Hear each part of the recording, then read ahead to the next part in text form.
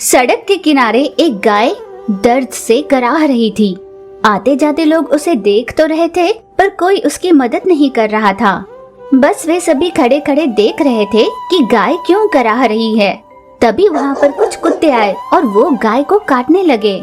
बेचारी निस्सहाय गाय कुछ नहीं कर पा रही थी।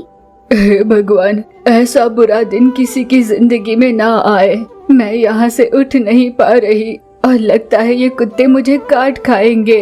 मैंने कौन सा पाप किया है? वैसे तो मुझे गौ माता के नाम से पूछते हैं, पर आज जब मैं यहाँ पर निस्सहाय पड़ी हूँ, कोई मेरी मदद नहीं कर रहा। तभी वहाँ से शंकर अपनी बेटी बेबी के साथ गुजर रहा था। वो भी खड़ा खड़ा गाय को देखने लगा। पापा, मुझे जाने दो, मुझे उस गाय की मदद करनी है। बेटा, कहाँ जा रही हो? तुमने कुत्तों को देखा नहीं? वो तुम्हें काट लेंगे। फिर भी बेबी ने उनकी एक न मानी और हाथ छुड़ाकर तुरंत गाय के पास मदद के लिए दौड़ी। छोड़ो छोड़ो इस गाय को, यूं डरा कर उन्हें भगाने लगी, पर कुत्तों ने भी बेबी को काट लिया। पर बेबी ने हार नहीं मानी और कुत्तों को वहाँ से भगा दिया। भले बेबी छोटी है, पर उसने कितनी बहादुरी दिखाई और कुत्तों को भगा दिया। मुझे तुम लोगों से शाबाशी नहीं चाहिए। यहाँ पर इतना सब कुछ हो रहा था और तुम सभी बिना कुछ किए टुकुर टुकुर देखे जा रहे थे। देखो, इस बेचारी गाय को उन कुत्तों ने कितनी बुरी तरह से काटा। बेबी ने बड़े प्यार से गाय के पीठ पर सहलाया। गाय को थोड़ा आराम मिला और थोड़ी राहत भी। भगवान, तो इस धरती पर ऐसे भी लोग हैं जो मेरी मदद के लिए आते हैं। ऐसे लोगों को जन्म देने के लिए आपका बहुत धन्यवाद। यूं गाय ने मन ही मन भगवान से प्रार्थना की। तभी उसके पिता शंकर उसके पास पहुँचे। तभी गाय ने एक बछड़े को जन्म दिया। बछड़े को जन्म देते ही बेचारी गाय चल बसी।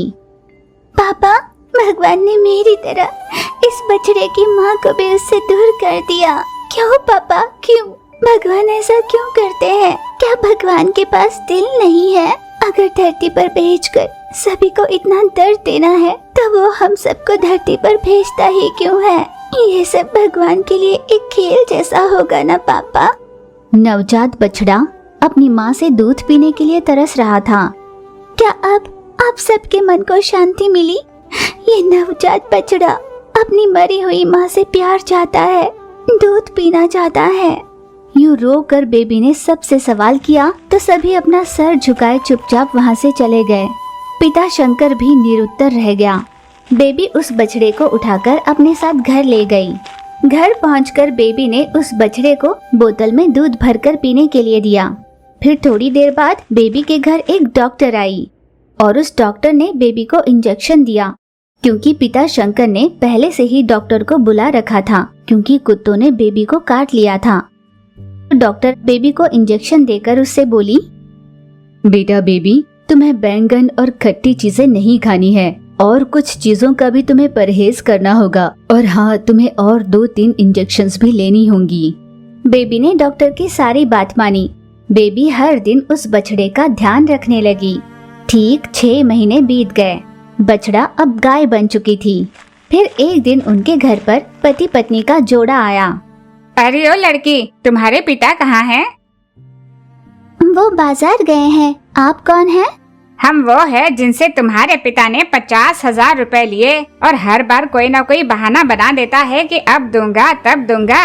आखिर वो देगा भी या नहीं? दरअसल पिताजी को जहाँ से पैसे आने हैं, अभी तक उन्हें वहाँ से पैसे मिले नहीं। वो आपको देने वाले पैसों का ही इंतजाम कर रहे हैं। जैसे ही इंतजाम हो जाएगा, वो आपको पैसे दे देंगे।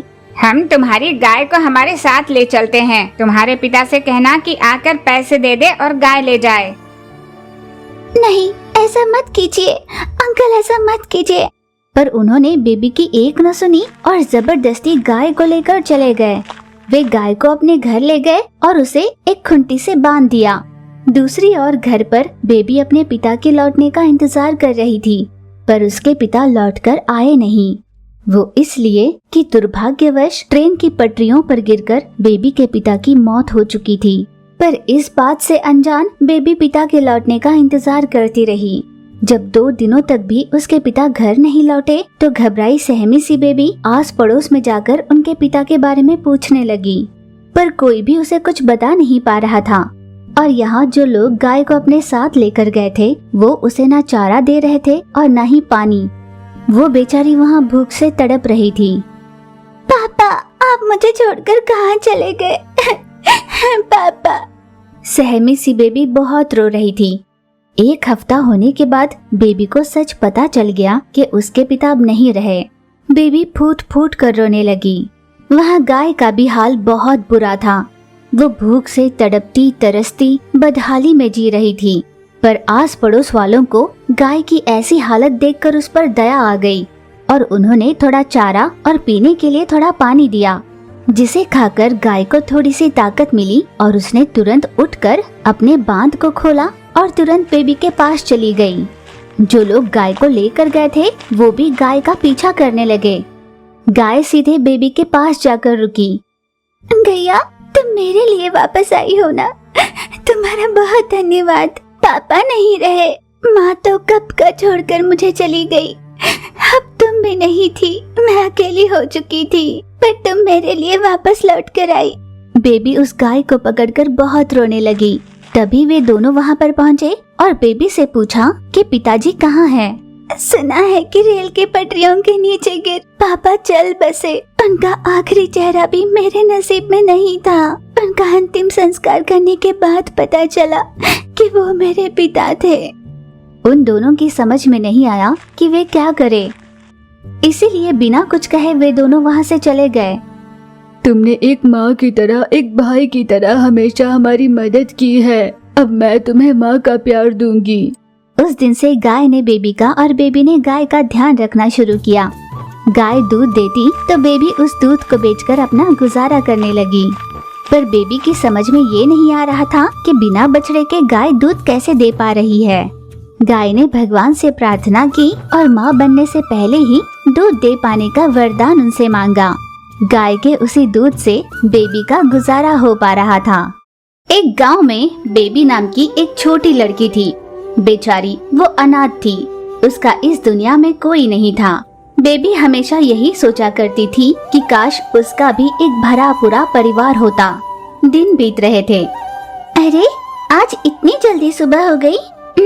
ना जाने मैं इतनी देर तक कैसे सोती रही। यहाँ ऐसा कोई नहीं है जो मुझे सुबह जल्दी जगाए, स्कूल के लिए तैयार करे, मेरी परवाह करे, मेरे लिए खाना बनाए। यहाँ तो मुझे को उठना है और मुझे को सारे काम करने हैं। मेरी उम्र के सारे बच्चे स्कूल जाते हैं और मैं काम करने जाती हूँ। काम नहीं करूँगी तो मेरा पेट कैसे पालूंगी? अरे, बातों बातों में देर हो गई, मुझे काम पर जाना है। वैसे बेबी तो बहुत गरीब थी, पर वो बहुत होशियार लड़की थी। रेलवे स्टेशन पर मिठाइयाँ बेचनी हो या फिर मेले में खिलौने बेचने हो, वो सारे काम करती थी। फिर नवरात्रि आई। कल तक तो मैं मिठाइयाँ बेच रही थी, अब मुझे अपना काम बदलना होगा। नवरात्रि जो आई है, पूजा संबंधित कोई सामग्री बेचूंगी तो बहुत बिक्री होगी। फूल, अगरबत्ती, नारियल, दिए, ये सारी चीजें मंदिर के पास बेचूंगी तो बहुत बिक्री होगी। यही सोचकर बेबी बाजार गई और पिछले कई दिनों से जोड़ कर रखे पैसे खर्च कर उसने नारियल, फूल, अगरबत्ती, नींबू जैसे पूजा के सामान खरीदे। अब मैंने सामान तो खरीद ली, पर मैं अपनी दुकान कहाँ लगाऊंगी? हाँ, क्यों न मैं माता के मंदिर के सामने ही अपनी दुकान लगा लूं। तब मंदिर में दर्शन हेतु आए सभी भक्त मुझसे सामान लेंगे और मंदिर जाएंगे। इस तरह बेबी ने दुकान के सामने पूजा में लगने वाली सारी सामग्री सजा कर रखी। दर्शन हेतु आए सभी श्रद्धालु बेबी के पास पूजा सामग्री खरीदने लगे। यहाँ वैसे तो व्यापार बहुत अच्छे से चल रहा है, पर जो भी यहाँ पर आता है उन्हें मुझ पर दया आ रही है। कहते हैं कि इतनी छोटी उम्र में जब मुझे पढ़ना चाहिए, मैं ये काम क्यों कर रही हूँ। मैं उन्हें इसका क्या कारण बताऊँ? क्या मैं उन्हें कह दूँ कि मेरा इस दुनिया में कोई नहीं? काश कि मेरा एक परिवार होता तो कितना अच्छा होता। यूँ वो अकेली ही सोचकर बहुत दुखी हो रही थी। इतने में हवा में उड़कर एक कागज उसके पास आया। अरे, ये क्या है? किसी पैम्पलेट की तरह लगता है किसी से छूट गया होगा। पढ़कर देख लेती हूँ। अरे, इसमें तो मंदिर के चरित्र के बारे में लिखा हुआ है। फिर बेबी उस कागज को ध्यान से पढ़ने लगी।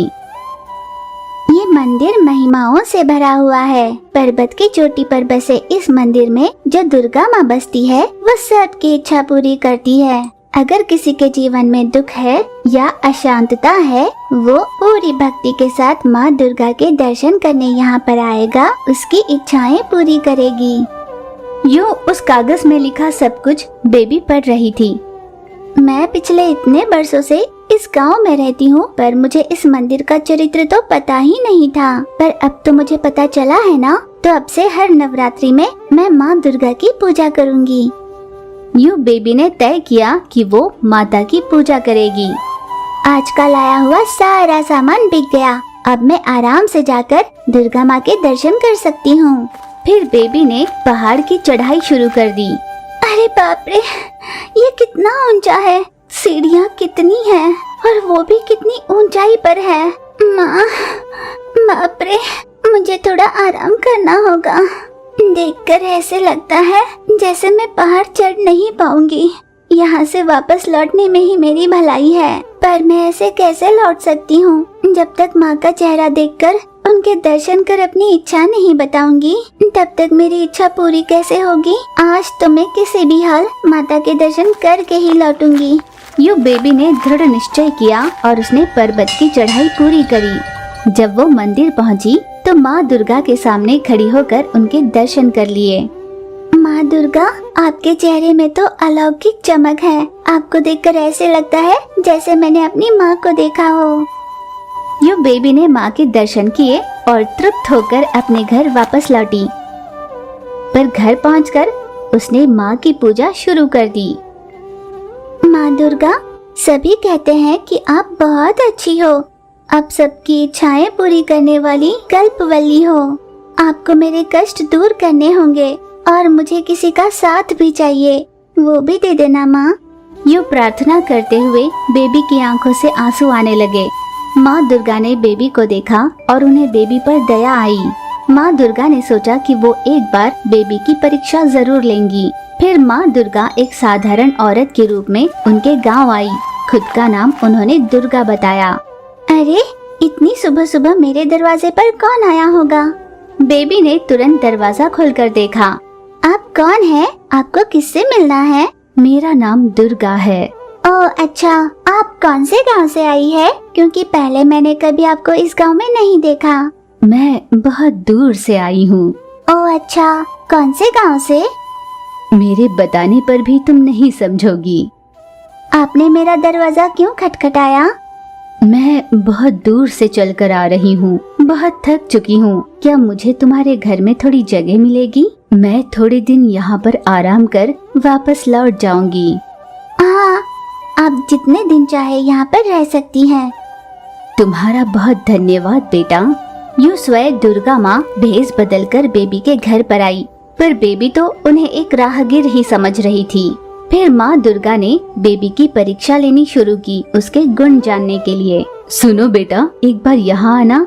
कहिए ना मासी, क्यों बुलाया आपने? तुमने अपना नाम क्या बताया? मेरा नाम बेबी है।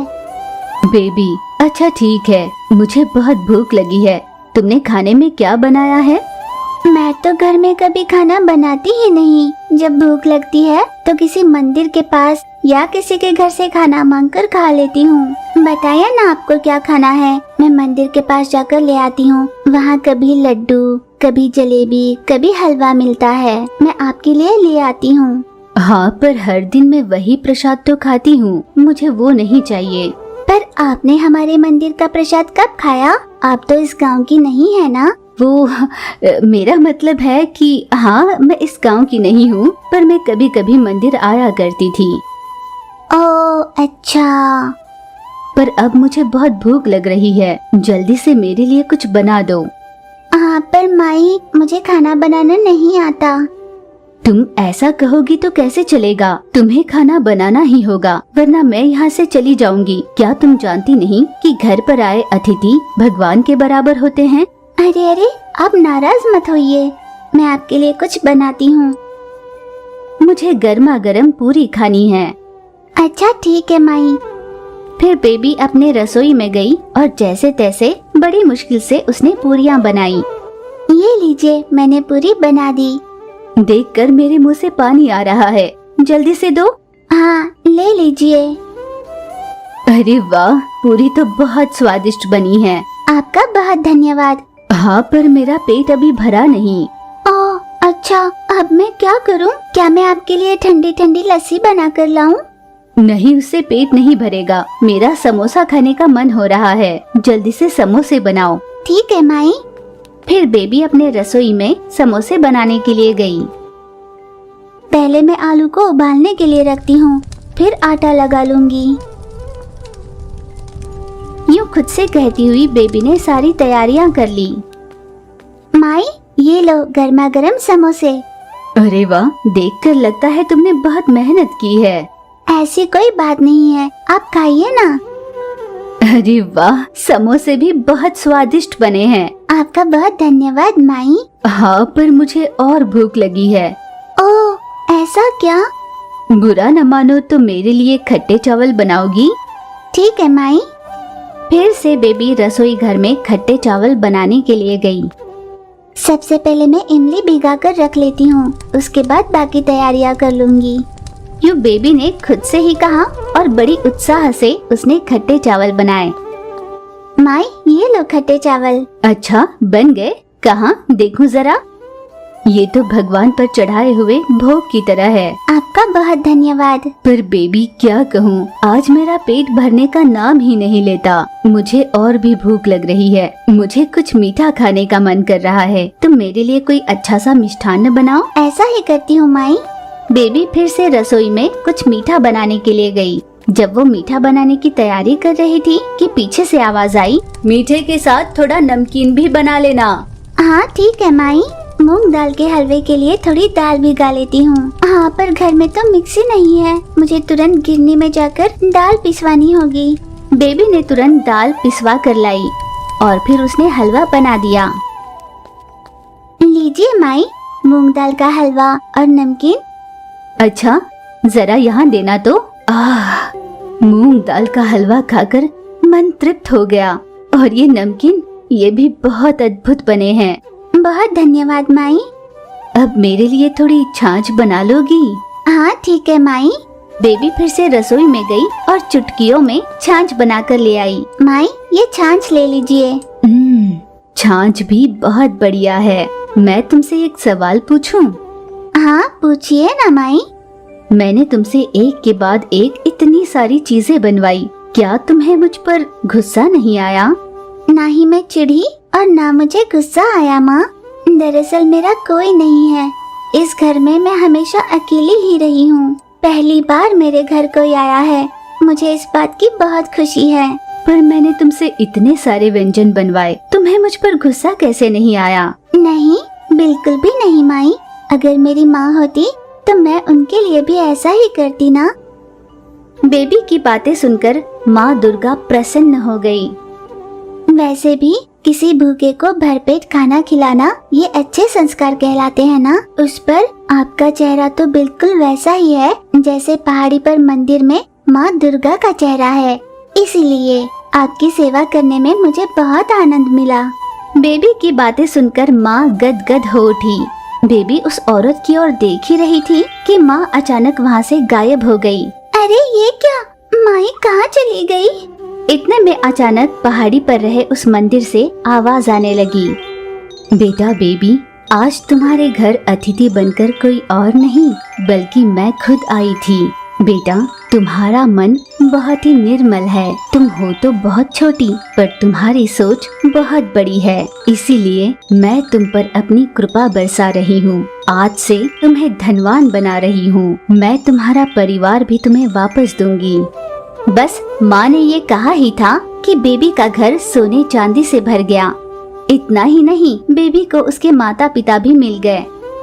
बेबी की खुशी का ठिकाना नहीं रहा।